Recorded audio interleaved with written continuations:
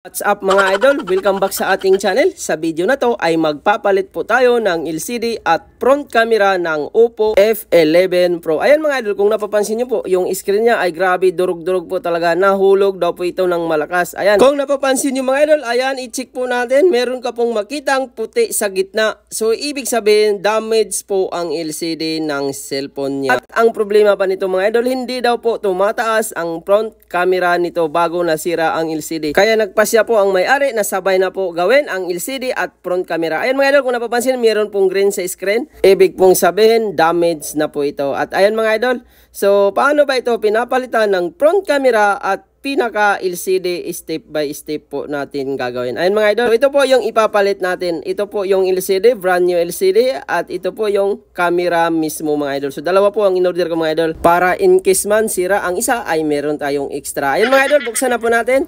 Gamit po tayo ng manipis na pangtastas. Ayan mga idol, so angat lang natin yung takip. So ayan, kung napapansin niyo mga idol, meron na po itong kulang na 3 screw. So lagyan na lang po natin mamaya yan para kumpleto pa rin naman. At ayan, tanggalin po natin yung screw mga idol.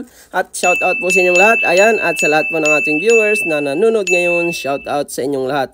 At sa gusto pong magpa-shout out, comment lang po kayo sa video. At ayan mga idol, tanggalin po natin ang lagayan ng SIM. At iangat po natin ang pinaka-back casing. Ayan mga idol, so kukulang po ang ginamit natin para hindi po magagasgas. At ayan mga idol, kung napapansin nyo po mga idol, ang pinakailalim din po nito, ayan, nangalawang na rin pala mga idol. Dahil isang taon na rin pala itong na-stock mga idol, at ngayon lang po pinagawa ng may-ari dahil ngayon lang po nagka-budget. So binadgetan talaga niya, kasama po yung LCD at front camera. Ayan mga idol, barasan po natin.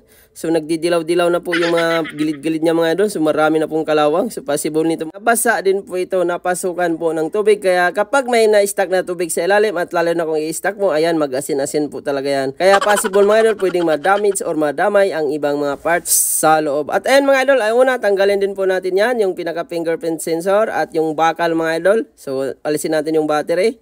At iangat din po natin ang battery para matesting po natin ng screen. So diretso na po tayo mga idol. So tanggalin na po natin ang screen kasi nakita naman po natin kanina na may tama talaga ang LCD. So diretso natin gagawin. At kung napapansin nyo mga idol, wala na pong takip ng airpiece dahil dati na rin pala itong napalitan ng LCD. Ayan mga idol, angat po natin yung LCD.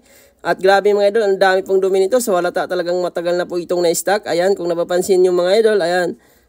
So, marami na pong mga dikit-dikit sa loob. So, kailangan mga idol kapag nagpalit din po kayo ng LCD. Ayan, ito po yung lumang LCD mga idol, nadurog po talaga. Kailangan nyo malinis ang frame mga idol. Ayan, sa mga gustong matuto nito mga idol, kapag nag-DIY kayo, huwag nyo pong isalpak diretso ang LCD mga idol na hindi nyo po linisan. Kasi mga idol, kung isalpak nyo ang LCD na hindi nililinisan, angat po ang kalalabasan ng LCD at hindi nyo talaga maipit mga idol ng tama.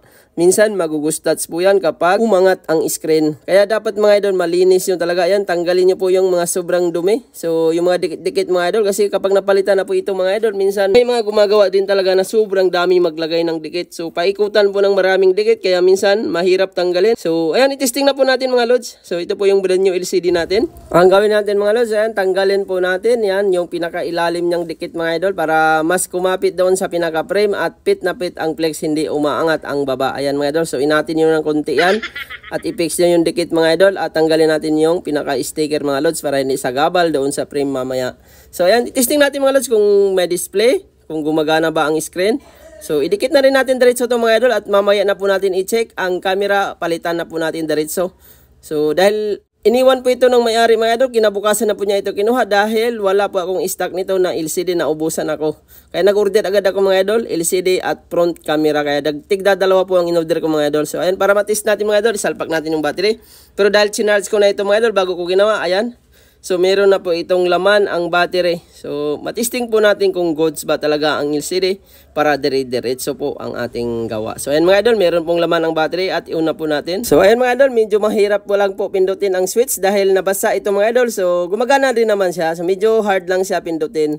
So kaya iwas mga idol, lalo na kung basaan yung kamay ninyo at magsiselfon kayo kagad, lalo na sa mga naglalaba talaga. Kapag pumasok po yan sa ilalim ay doon po magsimulang kalawangin ang mga parts. So ayan mga idol, i-check natin yung touch, gumagana po, walang problema. So ayan, sobrang lambot po mga idol. Super as good, ang LCD niya ay goods na mga idol. At i-check natin yung camera kung bakit hindi gumagana. Ayan mga idol, So kung napapansin nyo mga idol, sinilip ko po or inangat ko po ang flex. Ayan, kung napapansin nyo po, ang laki po ng punit ng flex ng camera. Kaya po hindi po talaga siya umaangat ang front camera at hindi lumalabas ang mukha. So meron naman ganito, umaangat ang camera pero hindi nagkakamera, blanco lang. So ibig sabihin mga idol, dahil ang flex po niyan ay napupunit po talaga yan habang tumatagal. Kaya mga idol, ang gagawin natin dito para dire-diretso po ang ating gawa, isalpak po natin muna ang LCD at patuyuin po natin yan. Kasi mga idol, medyo matagal po gawin ang camera nito.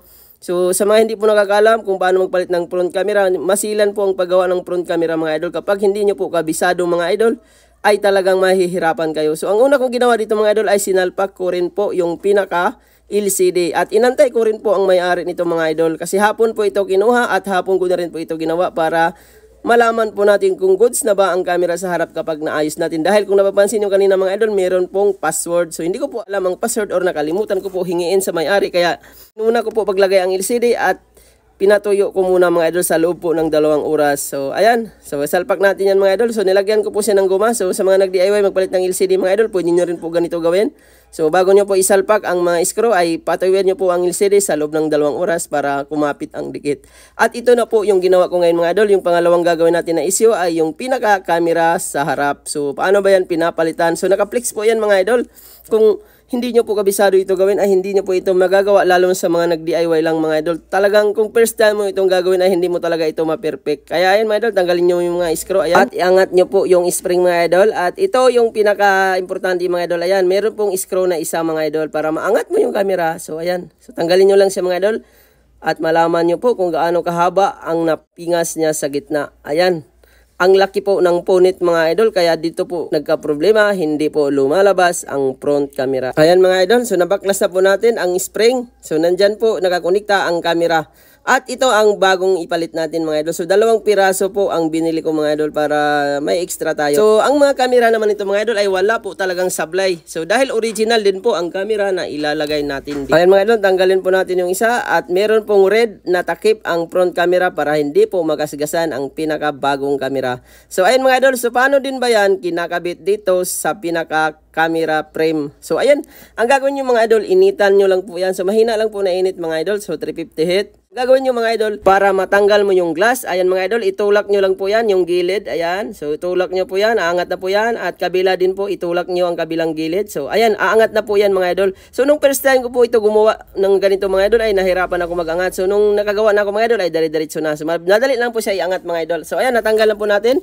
So ito po yung hitsura ng camera mga idol. So dyan po nakakonekta sa pinaka frame. So ayan, ito po yung bago natin mga idol. So meron po talagang red para walang madumi sa lens. So ayan, kung napapansin nyo mga idol, parehas na parehas din po talaga ang quality nito mga idol. Sobrang linaw din po ng camera nito mga idol kahit replacement lang po ito. So ayan, isalpak na po natin at yun lang po ang gagawin natin mga idol. Ibalik lang din po natin yung frame. Ayan mga idol, nalapat na po natin. So naikabit na natin yung flex doon sa pinakailalim. Ayan, so ibalik na po natin doon sa pinaka frame niya mga idol. So back housing na po ang tawag dyan mga idol. Ayan, isiksik mo lang mga idol. So ingatan nyo lang po na hindi matamaan ng flex kasi kapag nagasgasan yan or nagkaroon ng lamat ay... So ayan, dito nyo po isalpak mga idol sa pinakailalim ng spring. So ayan, ilagay natin yung screw.